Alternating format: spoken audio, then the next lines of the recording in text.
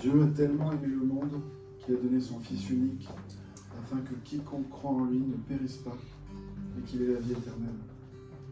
Dans ce verset qu'on connaît, il y a plusieurs points. Premier point, Dieu. Mes chers frères et sœurs, Dieu est réel, Dieu existe, Dieu est vivant et vrai. Le point numéro 2, c'est que Dieu est amour. Dieu a tellement aimé le monde. Dieu t'a tellement aimé. Troisième point, il a donné son Fils unique. Il a donné Jésus pour nous. Jésus, c'est notre salut, c'est notre cadeau. Et quatrième point, quiconque croit en lui ne périt pas, mais il a la vie éternelle. Amen. Ce matin, c'est notre foi qui est mise en avant, c'est notre foi qui est exercée devant le Dieu vivant et vrai et le Dieu d'amour. Mes frères et sœurs, je vous encourage ce matin à vivre ce culte. Peu importe les joies, peu importe les peines, notre foi doit s'exercer chaque jour de la vie. Et ce matin, on pourra l'exercer par la louange, évidemment, par l'étude de la parole de Dieu. Je vous souhaite vraiment un bon culte, mes frères et sœurs. Je laisse toute la place au groupe.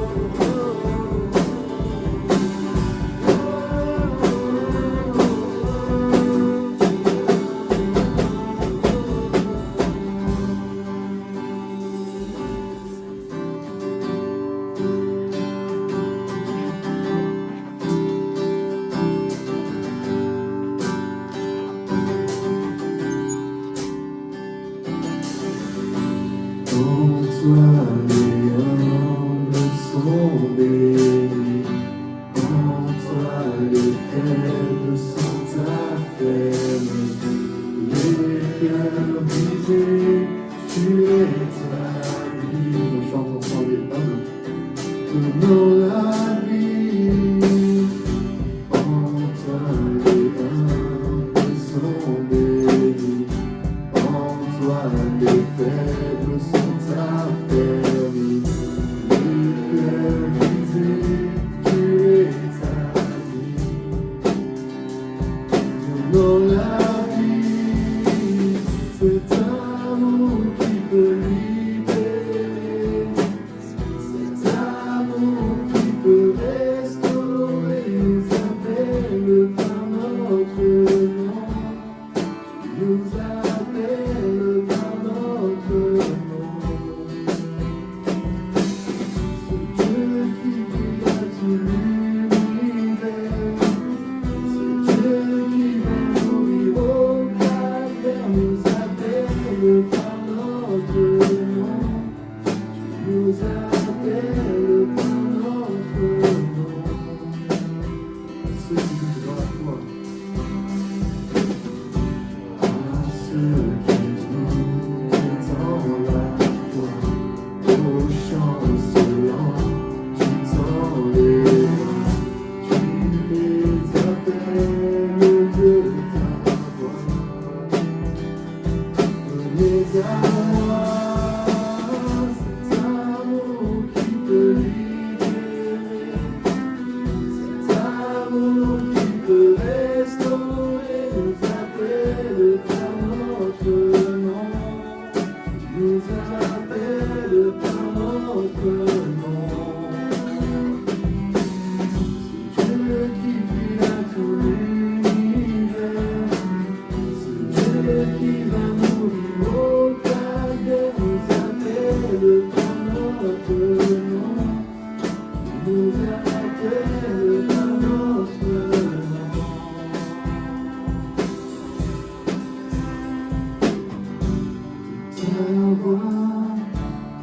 Ta voix, tu nous appelles à la ta voix, tu nous appelles à la croix. Ta voix, tu nous appelles à la croix. Ta voix, nous appelle à la croix. On chante ensemble cet amour de Dieu. Cet amour qui peut libérer, cet amour qui peut restaurer, nous appelle par notre nom, nous appelle par notre nom. Dieu qui créa tout l'univers, c'est Dieu qui va mourir au calvaire, nous appelle par notre nom, nous appelle par notre nom.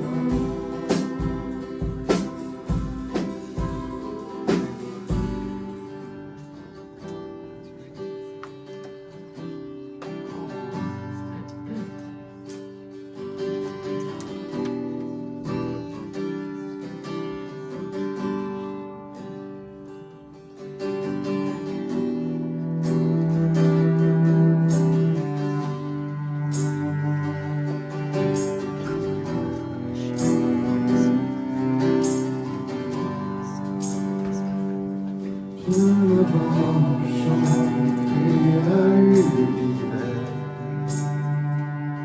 bien avant qu'il m'allait sur la terre, bien avant que tu me formes de la poussière, tu rêvais du jour, tu pouvais. Bien avant les premiers battements de mon cœur, bien avant que je m'éveille à ta douceur, bien avant mes doutes, mes joies et mes douleurs,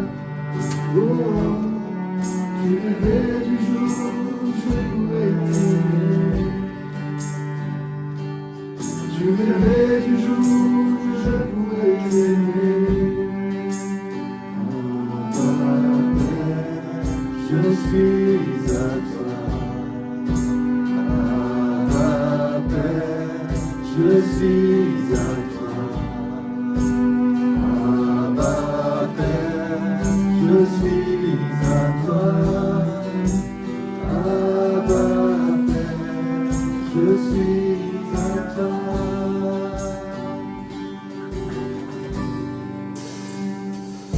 Avant que Jésus marche sur la terre, bien avant le futur mondial, bien avant que les yeux sur moi soient ouverts, je rêvais du jour où tu pouvais bien avant que mon péché brise. Bien avant que coule le sang et la sueur, bien avant que coule le froid et la douleur. Oh, tu rêvais du jour où je pourrais t'aimer. Tu rêvais du jour où je pourrais t'aimer. Ah, Père, je suis à toi. Je suis à toi. Abba Père, je suis à toi. Abba Père, je suis à toi. Abba Père, je suis émerveillé. Saisi par l'immensité de ton amour pour moi.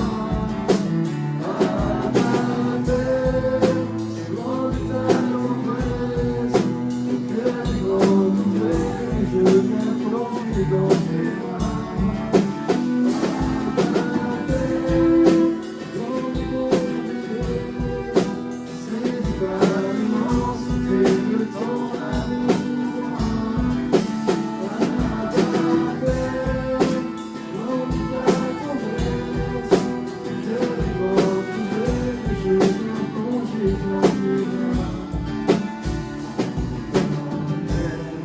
je suis à toi. Abba Père, je suis à toi. Abba Père,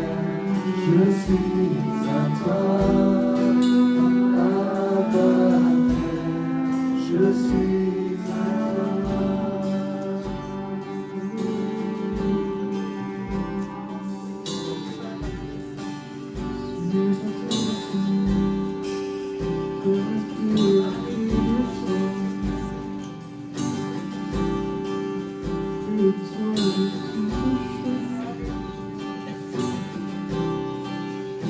Je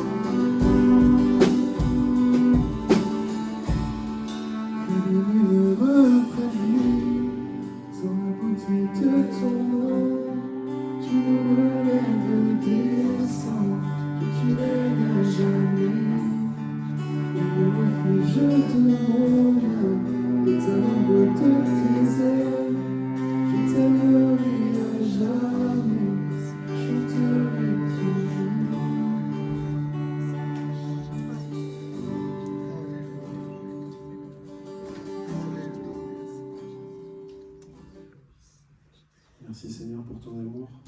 Nous l'avons déclaré ce matin. En début de culte, j'ai cité l'évangile de Jean.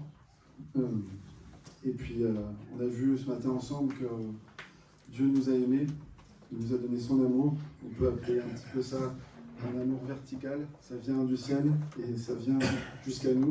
Et de la même façon, on doit y répondre. D'en bas vers le ciel, on doit répondre de son amour ou pas. C'est un choix. Mais comme on l'a chanté ce matin, Dieu rêve de notre amour, Dieu rêve de notre relation avec lui. Et puis, c'est ce qui nous conduit à s'engager vraiment dans les eaux du baptême, s'engager dans l'alliance que Dieu, Jésus nous propose. Nous allons prendre ce repas, nous allons redéclarer que nous sommes en alliance avec Dieu. Et puis, il y a un autre passage qui découle de cet amour avec Dieu. C'est l'amour, je dirais l'amour horizontal, c'est-à-dire l'amour entre nous, mes frères et sœurs. Et il y a un petit moyen mnémotechnique pour retenir cela. Ce matin, j'ai cité l'évangile de Jean, Jean 3,16. Et si on rajoute 1 Jean 3,16, c'est l'épître de Jean qui nous parle de l'amour entre les frères et sœurs, que je vais vous lire. Voici comment nous savons ce que c'est d'aimer. Jésus-Christ a donné sa vie pour nous. Nous devons nous aussi donner nos vies pour nos frères. Si quelqu'un possède du bien en ce monde, voit son frère dans le besoin et lui ferme son cœur, L'amour de Dieu ne peut être présent en lui. Mes enfants, que notre amour ne se limite pas à des discours et à des belles paroles, mais qu'il manifeste sa réalité par des actes. Amen.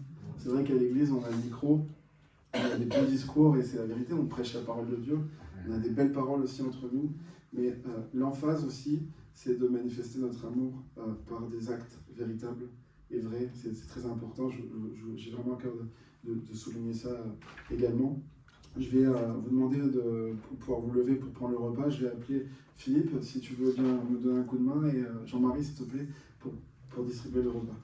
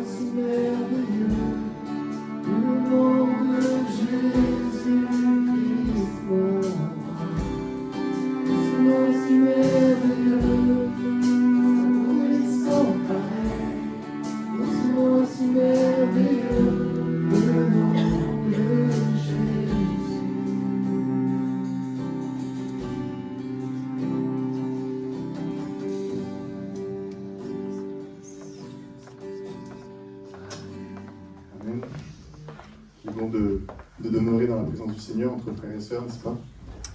Et ce matin, on l'a vu, on l'a chanté, on l'a proclamé, on l'a prié, que Dieu est bon, Dieu nous aime, Dieu nous connaît. Peut-être que vous connaissez un peu moins Dieu, peut-être que vous connaissez un peu, peut-être qu'on le connaît un peu moins que ce qui lui nous connaît. Mais dans tous les cas, qu'on vienne de n'importe quel horizon, ce matin, on a un point commun, je pense qu'on aime tous les bonnes nouvelles. On aime tous cela quand on allume la radio, quand on allume la télé. C'est pas vraiment ce qu'il en sort, c'est pas vraiment le reflet dans le monde dans lequel on est. Donc je vais vous demander si ce matin vous voulez entendre une bonne nouvelle. Amen. Je pense qu'on est tous d'accord pour le faire. Et cette bonne nouvelle, elle se trouve, je vais vous inviter à ouvrir votre Bible au livre Hébreux au chapitre 4. On va la lire ensemble, cette bonne nouvelle. Si vous n'avez pas de Bible, le passage va s'afficher derrière moi.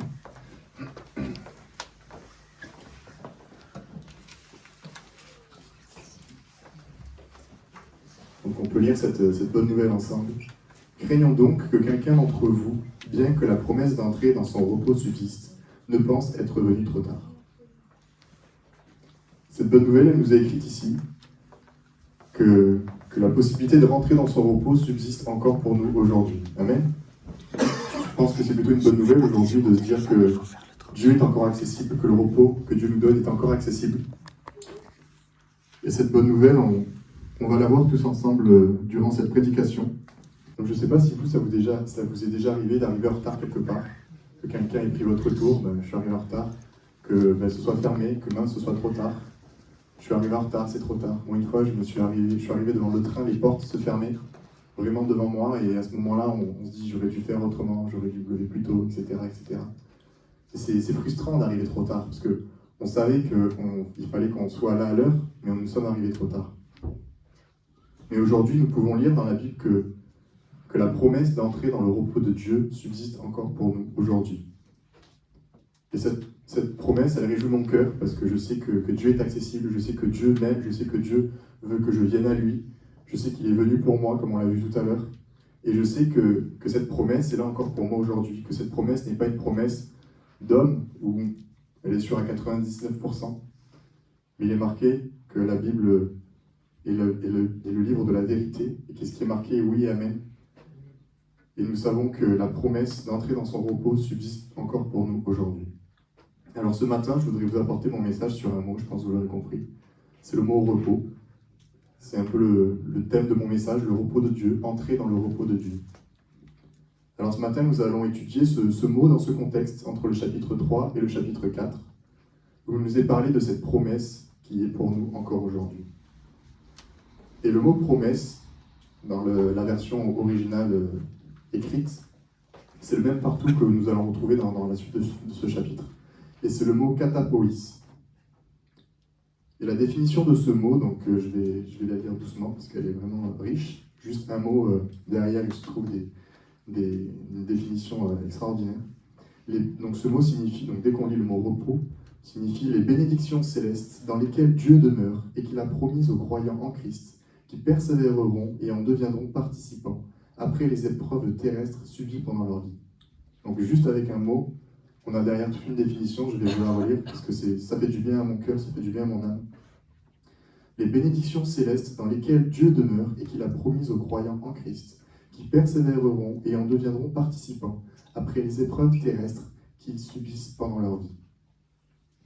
Donc aujourd'hui, je ne vais pas vous parler du repos, de la sieste, des congés, des ponts du mois de mai qui arrive, vous l'aurez bien compris, ou même encore du sabbat, mais vraiment de ce mot repos qui signifie la présence de Dieu, qui signifie la promesse que nous avons de pouvoir entrer dans sa présence là où Dieu se repose.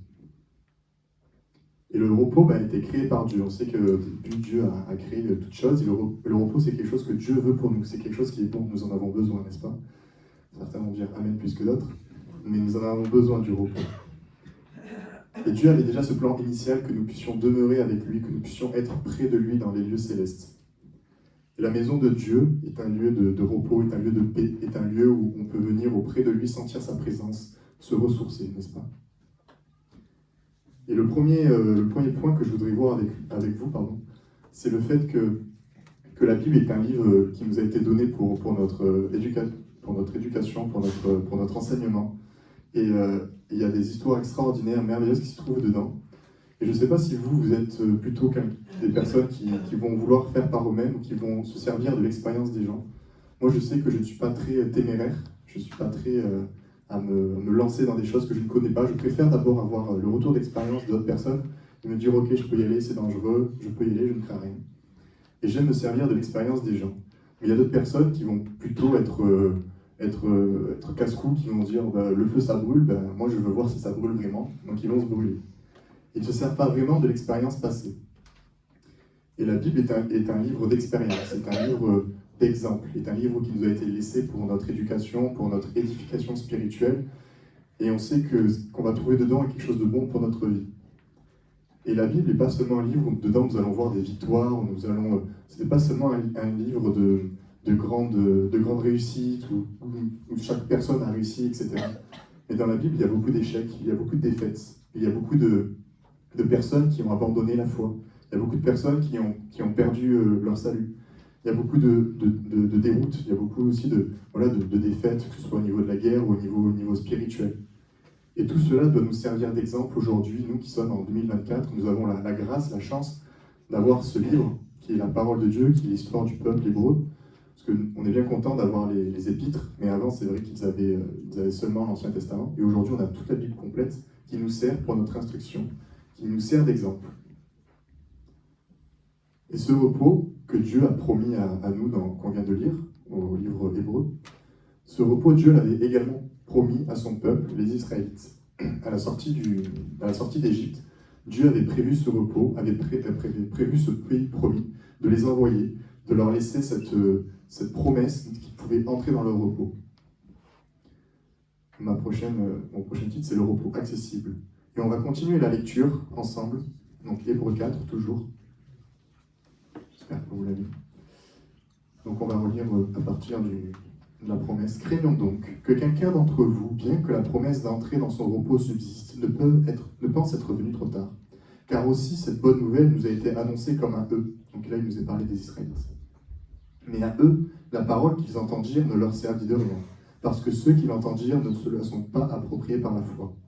Car nous entrons dans le repos, nous qui avons cru, selon qu'il a dit, « Je jurai dans ma colère, ils n'entreront point dans mon repos. » Et cela, quoique les œuvres fussent faites depuis la création du monde. Car il a parlé quelque part ainsi, touchant le 7e jour. Et Dieu se reposa le 7e jour de toutes ses œuvres. Et encore dans ce passage, ils n'entreront point dans mon repos.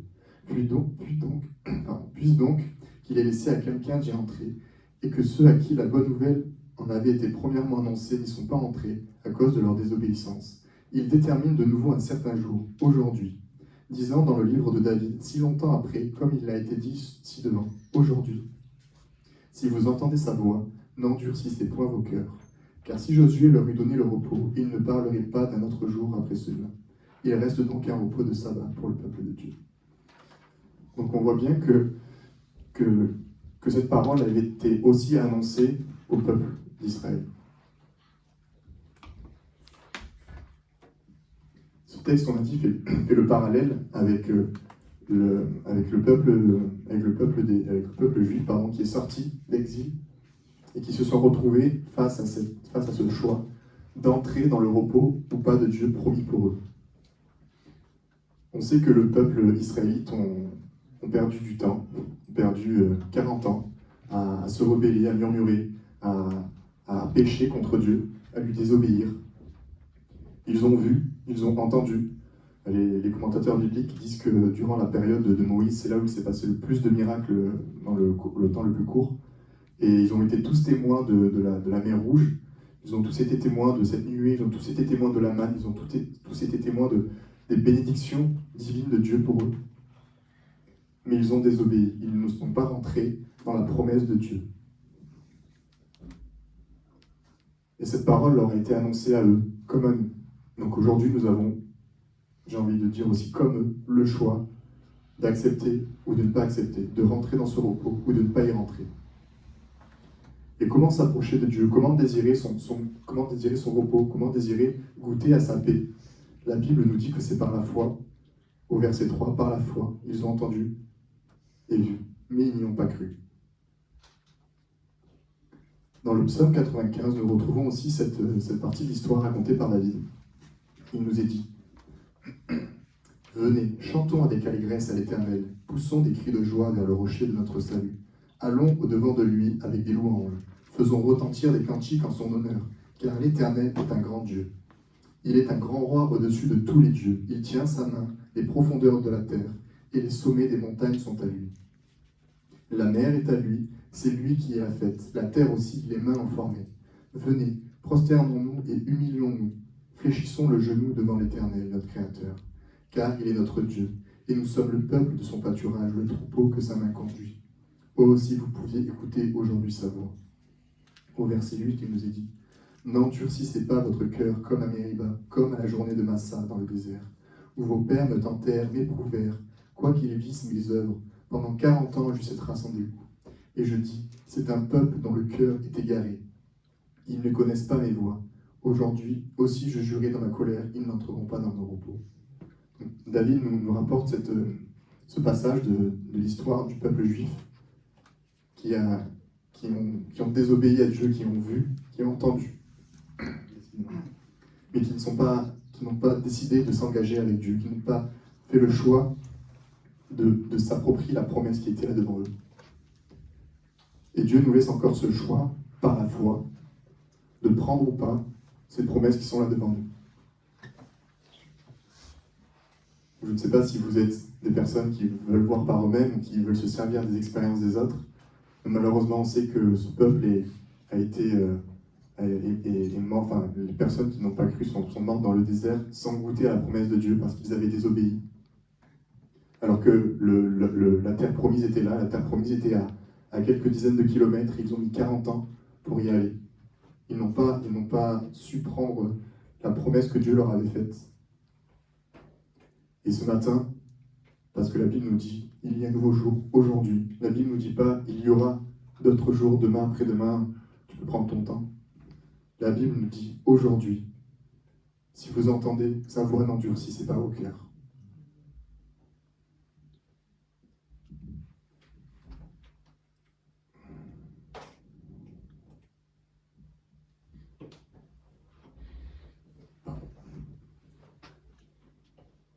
Par rapport aux dons spirituels aussi,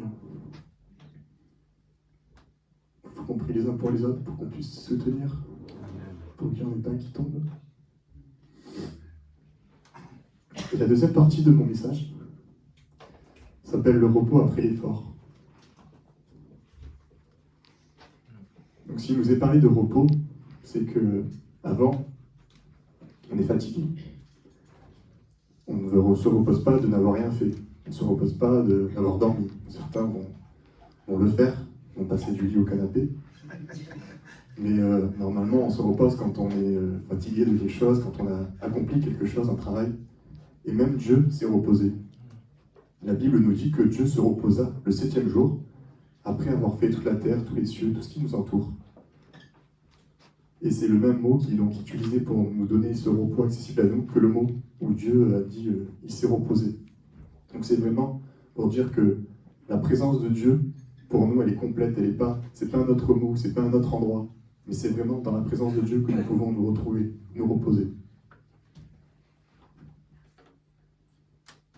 Et que faisons-nous aujourd'hui ? Est-ce que je commence à rentrer tout doucement dans mon repos ? Est-ce que je me repose un peu ? Seigneur, ça fait 10 ans, ça fait 20 ans, ça fait 40 ans que je te sers.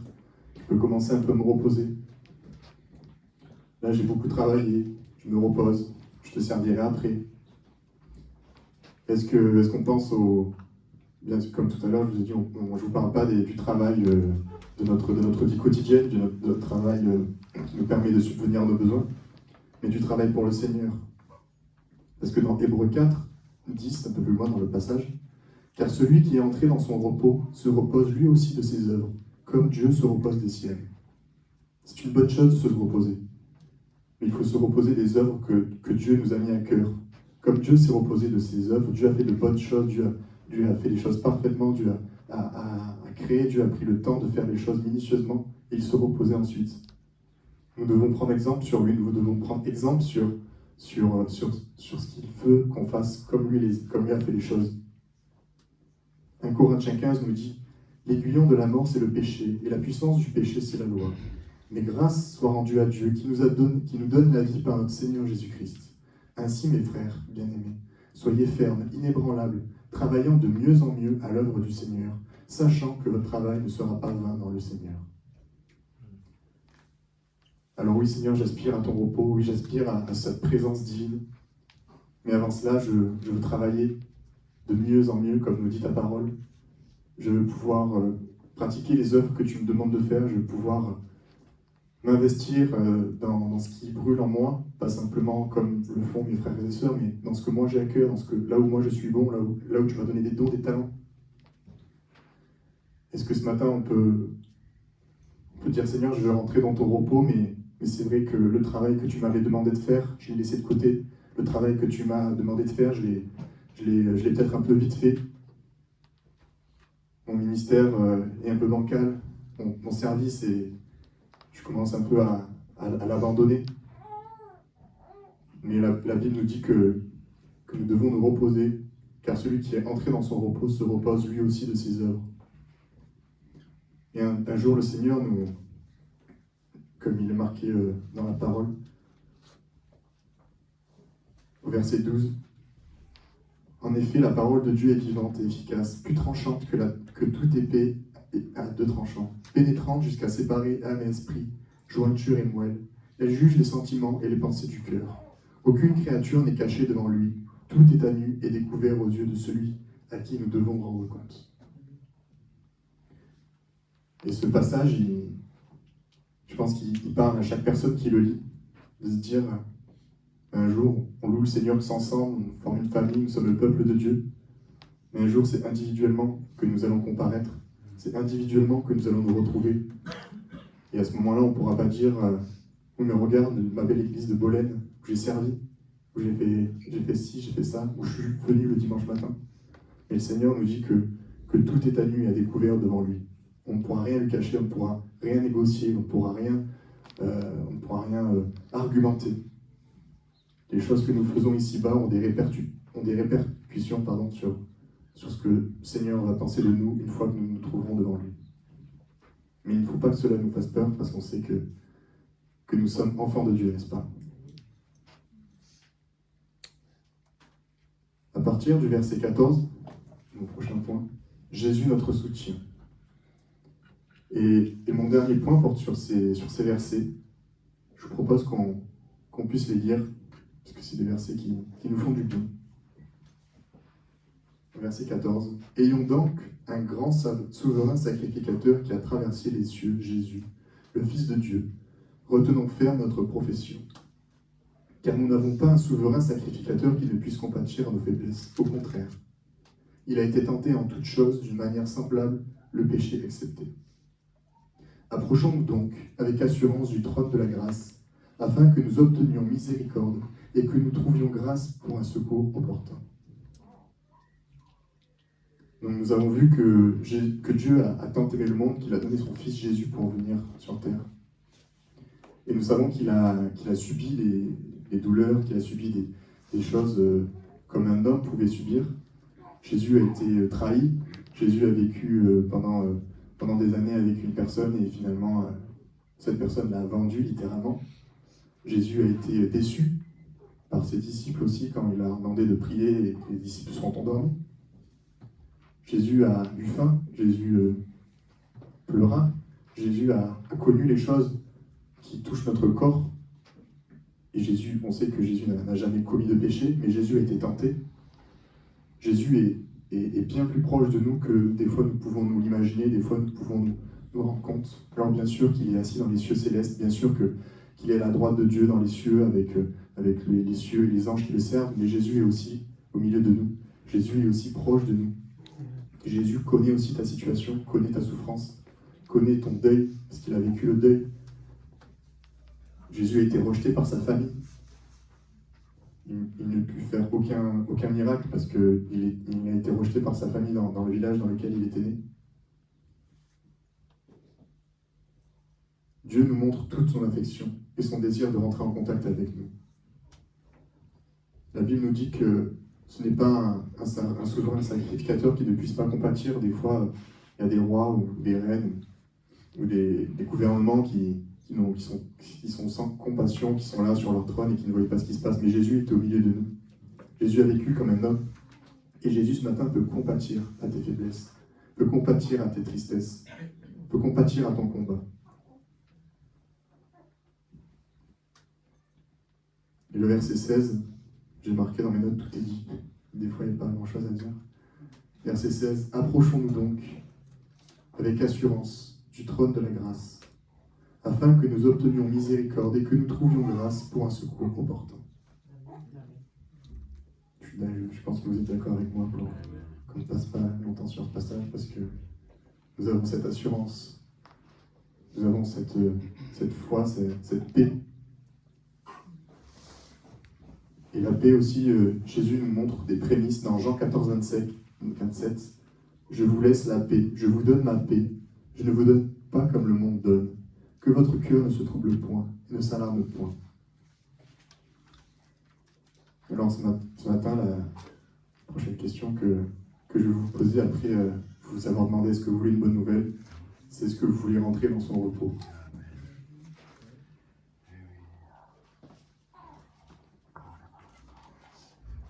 Le repos, il n'est pas seulement pour ceux qui ne connaissent pas Dieu, qui ont besoin de trouver place auprès de Dieu, bien sûr, mais ce repos, il est aussi pour nous, qui ne sommes ici pas sur la terre, qui avons besoin de son repos, qui avons besoin de cette communion avec lui, de goûter à cette paix que Jésus nous donne.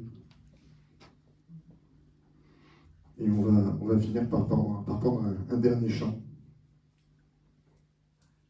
où on va peut-être faire ce choix de s'approcher du Seigneur, de dire Seigneur, je veux goûter à ton repos, je ne veux pas te désobéir, je ne veux pas tomber comme les Israélites l'ont fait, je veux que tout cela me serve d'exemple, je veux que pouvoir m'appuyer sur ta parole qui a été donnée pour mon instruction, pour mon enseignement.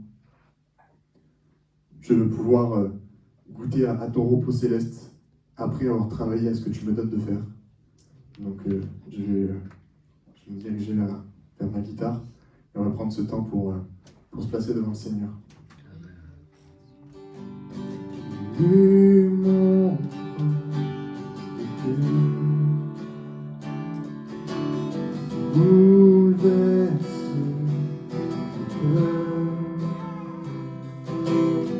Dans la cité, et là, Seigneur, c'est un privilège de demeurer là. Tu es fidèle, concours au bien de ceux qui t'aiment. Toi, Jésus, je t'aime.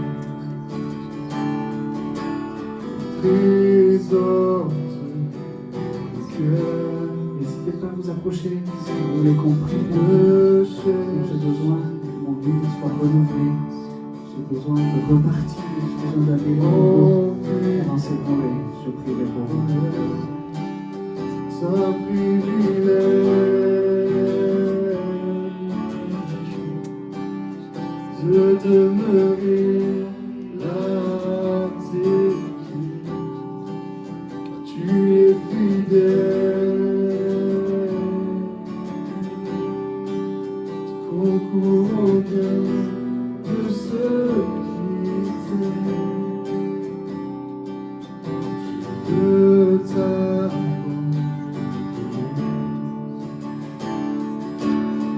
ceux qui me tiennent,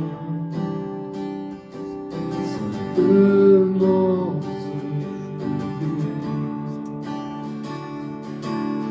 car mon cœur est tien.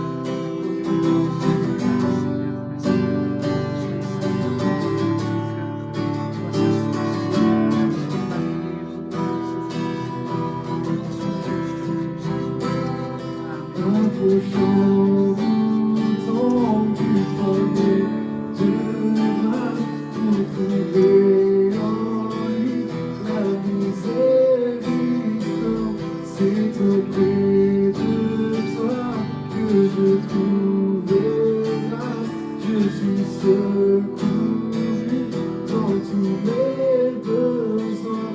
Approchons-nous donc du trône de grâce pour trouver en lui la miséricorde. C'est au pied de toi que je trouve grâce.